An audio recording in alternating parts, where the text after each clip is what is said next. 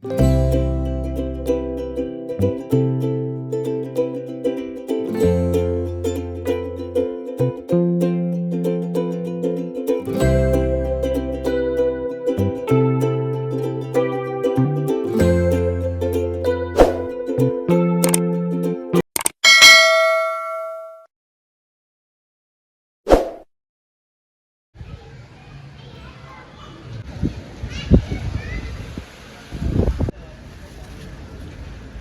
Morning.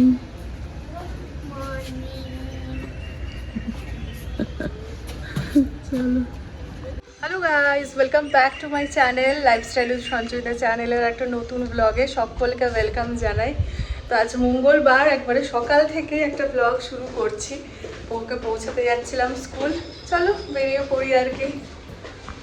পোগোকে স্কুলে ছেড়ে দিয়ে এসে ঝটফট আবার আমি ঢুকে গেছি রান্নাঘরে আমাদের জলখাবারটা বানাতে। সকলের জন্যই আজকে স্যান্ডউইচ বানাচ্ছে ঠিকই, কিন্তু পোগো স্টাফিংটা একটু আলাদা থাকে ঝাল ছাড়া। তো এখানে আজকে আমি নিয়েছি বেশ কিছুটা পনির, তার সঙ্গে চিজ আর গাজর ক্যাপসিকাম গ্রেট করে। বাইন্ডিংয়ের জন্য অন্যদিন টক দই ইউজ করি, কিন্তু আজকে টক দইটা গেছে শেষ হয়ে। বেশ কিছুটা মেয়োনিজ নিলাম সেই কারণে, টমেটো কেচাপ আর মশলা বলতে নুন, গোলমরিচ, চিলি ফ্লেক্স আর অরিগ্যানো।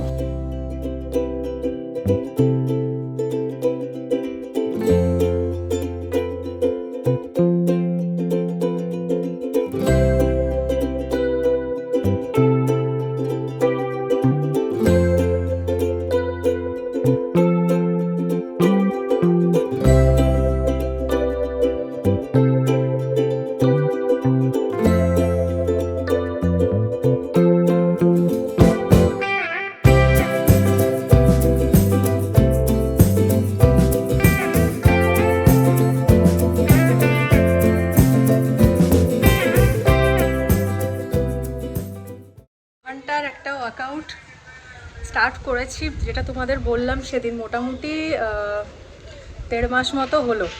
আমার অ্যাকচুয়ালি কি বলো তো, হেভি ওয়েট তো একটু ওয়েট তো বেড়েই ছিল, আর তার সঙ্গে পা ব্যথা করছিল। তোমার ওয়েট যখন লাগাম ছাড়া বাড়তে স্টার্ট করে, তখন এটা কিন্তু একটা ইঙ্গিত, যার নর্মালি পা ব্যথা হয় না তাদের পা ব্যথা হওয়া স্টার্ট হয়ে যায়। কোমর ব্যথা আলাদা ব্যাপার, আমাদের যেহেতু সিজার হয়েছে কোমর ব্যথা 19-20 হতেই পারে, কিন্তু পায়ের পাতা ব্যথা হওয়ার আমার মনে হয় একটা অন্যতম কারণ হলো ওয়েট গেইন করা।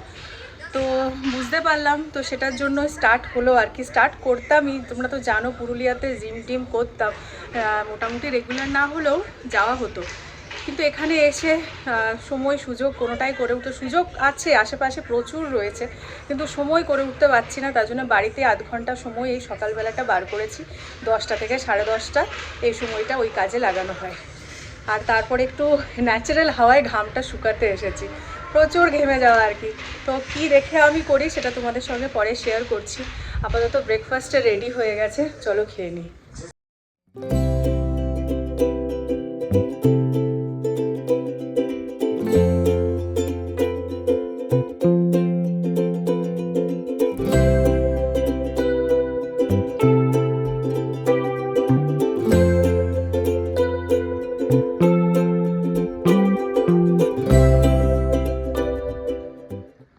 স্নান টান সেরে পূজাও দেওয়া হয়ে গেল।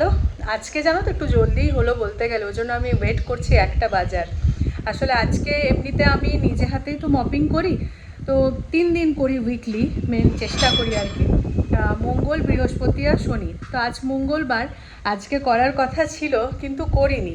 তার একটা বিশেষ কারণ, সেটা জানার জন্য একটু ব্লগের শেষ অবধি ওয়েট করতেই হবে। খুব স্পেশাল একটা জিনিস আসতে চলেছে আর কি। আর আজকে রান্নাবান্নার খবরটাও তোমাদের সঙ্গে শেয়ার করি। আমি মোটামুটি সপ্তাহে একদিন স্যালাড খাই, হাই প্রোটিন স্যালাড সেটা। তো সোমবারই খাওয়ারই চেষ্টা করি, কিন্তু গতকাল খাওয়া হয়নি স্যালাডটা, কারণ রবিবার দিন প্রচুর রান্নাবান্না হয়েছিল, তো সবাই এসেছিল, বেশ অনেক কিছুই রয়ে গিয়েছিল। তো সেটা দিয়ে আমার আর পোগোর কালকে হয়ে গিয়েছিল, শুধুমাত্র মাছটাই ভেজেছিলাম আলাদা করে ফ্রেশলি।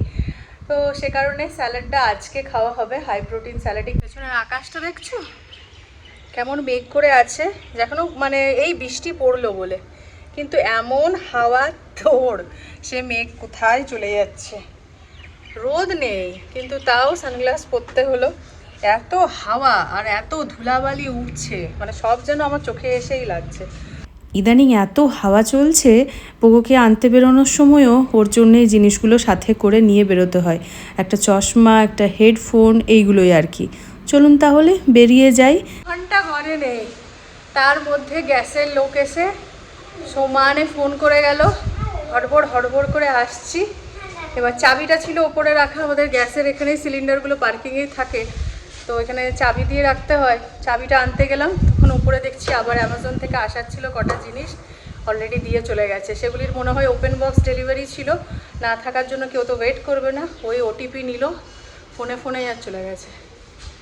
ও কি যে এতক্ষণ রয়েছি বাড়িতে এলো না, আর এই আধ ঘন্টা হলো বেরিয়েছি, এখন সব একসাথে। আচ্ছা চলো, কিছু করার নেই, ওপরে যাই। এরপর দেখো সে এখানে রাখা আছে, কি কি রয়েছে না রয়েছে পরে সেগুলো খোলা হবে অনির্বাণ এলে। আপাতত এটাকে ভেতরে নিয়ে ঢুকাই। কর না, ঢুকা দেখি, ধরো দেখি, আই কার্ডটা তো দাও, চাবিটাও দাও। না তুমি এটা ধরে না, আমি এটা ধরে। কেন তুমি ধরবে বলবে? হালকা জিনিস। হালকা জিনিস না, ধরো ধরো, এটাও পারবে। মাম্মাকে হেল্প তো করো, তুমি তো বড় হয়েছো। হ্যাঁ নে, স্যান্ডউইচ নিয়েছিল, আর এটাতে ছিল সেই মোরব্বা আনা হয়েছিল। খেয়েছো মোরব্বাটা? আর মোরব্বাটা তো আগে শেষ হয়ে যাবে। ও মা গো, মোরব্বা আগে শেষ, যেটা আগে খাওয়া হয়েছে, তারপরে স্যান্ডউইচ খাওয়া হয়েছে না? আগে আগে মোরব্বা না আগে স্যান্ডউইচ খেয়েছো? আগে স্যান্ডউইচ খেয়েছো আগে স্যান্ডউইচ। আচ্ছা, তা গোবি আর চিনি দিয়ে বানানো। গোবি কিটা? আরে গোবি না, সরি, পামকিন আর চিনি দিয়ে বানানো। কিটা? মোরাম্বা। হ্যাঁ। ঘড়ির কাঁটায় প্রায় বাজছে এখন 7টা, সন্ধে হয়ে এলো বলে পোগোকে কিছুক্ষণ আগে খেলিয়ে নিয়ে এলাম। আমার জবা গাছে ফুল ফুটেছে, সে তো আপনাদেরকে জানিয়েছিলাম, কিন্তু ইদানিং কুড়িগুলো কেন জানি না ফুল হওয়ার আগেই টুপটাপ ঝরে পড়ে যাচ্ছে। সন্ধেবেলার আকাশটা ভীষণ সুন্দর দেখায় আমাদের এই বাড়ির করিডোরটা থেকে। মেঘমুক্ত আকাশ দেখতে তো ভালো লাগেই, আর তার সঙ্গে চলছে ভীষণ জোরে বাতাস। দেখুন গাছের অবস্থা। তবে পুরুলিয়া বা ওয়েস্ট বেঙ্গলের কোথাও এই সময়টায় থাকলে সবার বাড়ি থেকে শঙ্খের আওয়াজ শুনতে পাওয়া যায়, কিন্তু এখানে একেবারে বিরল সেটা। রান্না করেও চলে গেছে, এই যে ভেন্ডি সবজি হয়েছে আজকে, আর রুটি।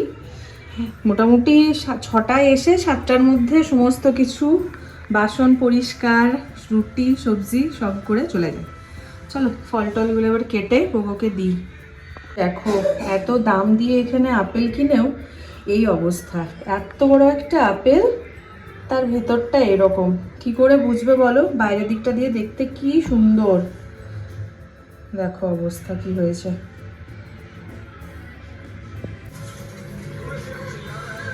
এই যে গোয়াভা খাবার নিয়ে নিয়েছি, রুটি ভেন্ডি ভাজা, মানে ভুর্জি আর কি, আর তার সঙ্গে রয়েছে শসা। তো চেষ্টা করছি জলদি যখন হয়েই যায় রান্না, আর একটু কনসিয়াস যখন হওয়ার চেষ্টা করছি ডিনারটা জলদি সেরে ফেরার। তো 7:30টার মধ্যে কি 7টার মধ্যে সেরে ফেললেই ভালো, কিন্তু আমাদের ওনার এসেছিলেন এখনই। অ্যাকচুয়ালি আমাদের বাথরুমের অনেকগুলো ফিটিংস লিকেজ হচ্ছিল, তো সে কারণে ওনার এসেছিলো, সেটাকে সমস্ত সারানো হলো আর কি, অনেকটা সময় গেল, ওই জন্য একটু দেরি হয়ে গেল আজকে। কোনটা কোনটা? আচ্ছা আচ্ছা, তো আমাদের সন্ধ্যাবেলা থেকে যতক্ষণ থেকে অনির্বাণ এসছে লেগেছিল কখন এগুলো আনবক্সিং করা হবে, আমরাই আটকে রেখেছিলাম। খবর পড়াটা বলি হয়ে যাক, না ওটা সব শেষে, বড় জিনিসটা সবার শেষে। তো বাজে এখন প্রায় 10টা, এবার আমাদের আনবক্সিং শুরু করা যাক।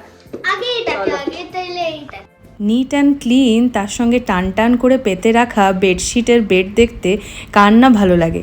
তবে তার মানে এই নয় যে বাড়ির আর 5টা কাজ ছেড়ে সব সময় সেই বেড ঠিক করার পিছনেই পড়ে থাকি। তাই যখন বেডশিটের এই অপশানটা দেখতে পেলাম, একটা না অর্ডার করলে থাকতেই পারলাম না। এটা হচ্ছে এলাস্টিক বেডশিট। তো এটার সাইজ নিয়ে একটু কনফিউশন ছিল প্রথমেই, king size, queen size, double size, বিভিন্ন সাইজে এটা অ্যাভেলেবেল। তো আমরা বড় বেডটার জন্যই প্রথমে অর্ডার করেছি, তাই কিং সাইজটাই নিয়েছি। পিওর কটন না হলেও কোয়ালিটি যে খুব একটা খারাপ বলতে পারবো না, ভীষণই সফট কোয়ালিটির, আর প্রিন্টটাও ভীষণ ভালো। বাটারফ্লাই রয়েছে মাল্টি কালারের, একবার ইউজ করে দেখাই যাক না। এটা আমরা এবার বেডে কিং সাইজেরই হচ্ছে, তো আমাদের বেডে একবার দেখিয়ে নিতে হবে সাইজটা ঠিক মতো হচ্ছে কিনা। মানে রিটার্নের অপশন আছে তো? এই বাবা, 11 ল্যাপটপ স্ট্যান্ড। আমাদের 11 প্রোডাক্ট এটা তো সেই সাইড উপর আমাদের মোটামুটি এখন যতগুলো ইলেকট্রনিক্স জিনিসপত্র কেনা হচ্ছে 11রই কেনা হচ্ছে। এটা ল্যাপটপ স্ট্যান্ডটা নেওয়া হয়েছে এর আগে, এয়ার ফ্রায়ারটাও আমাদের 11রই নেওয়া হয়েছিল, আর খুব ভালো, খুব ভালো। এটা উপরে আর কত উপরে যাবে? ওকে, গুড।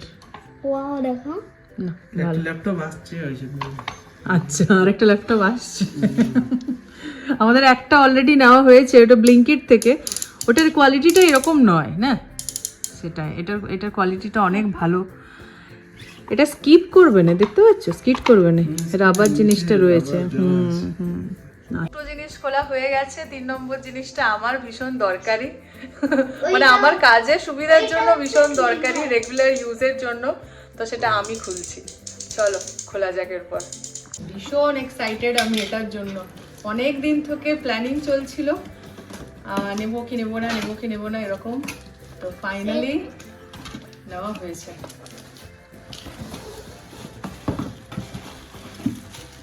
এক একটা করে পার্টস বেরোচ্ছে।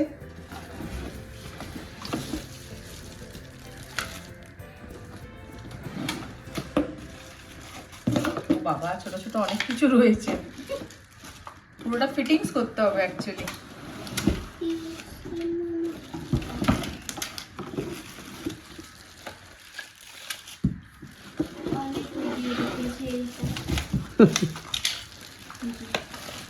ওকে, তো এটা হচ্ছে সেজনিক কোম্পানির টার্বো সুইপ।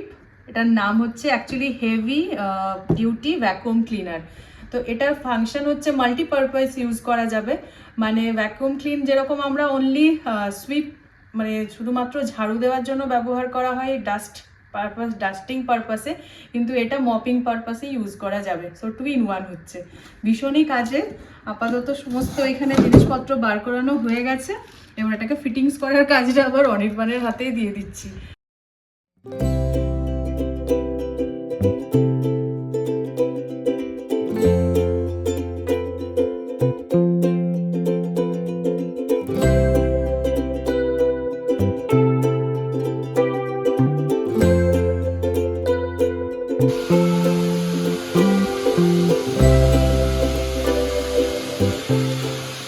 মাত্র 2 থেকে 3 মিনিট ধরে কার্পেটটা শুধুমাত্র ক্লিন করার পর যতটা ডাস্টটার মধ্যে জমা হয়েছে সেটা দেখে তো আমাদের মাথায় হাত।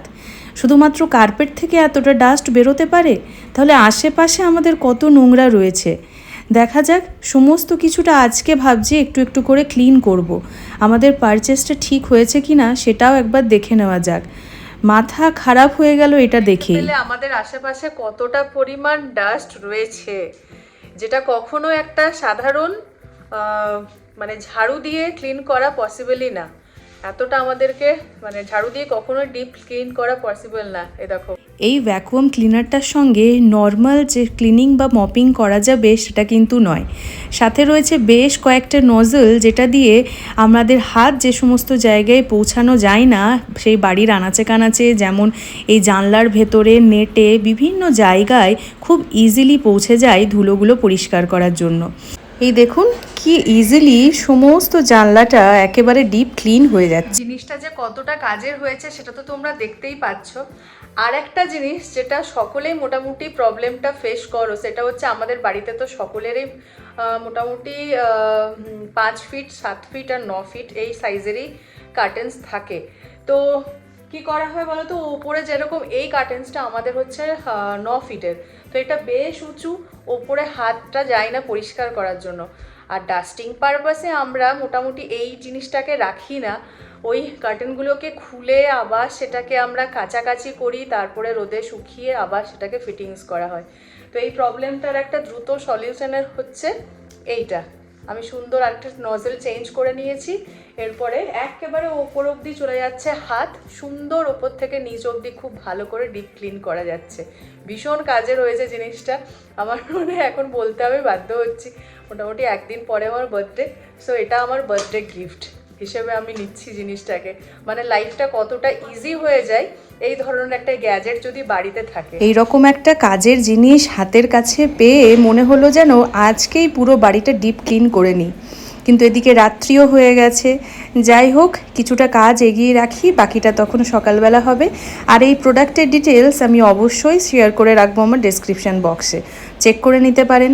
আজকের ব্লগটা এখানেই শেষ করছি। Thanks for watching.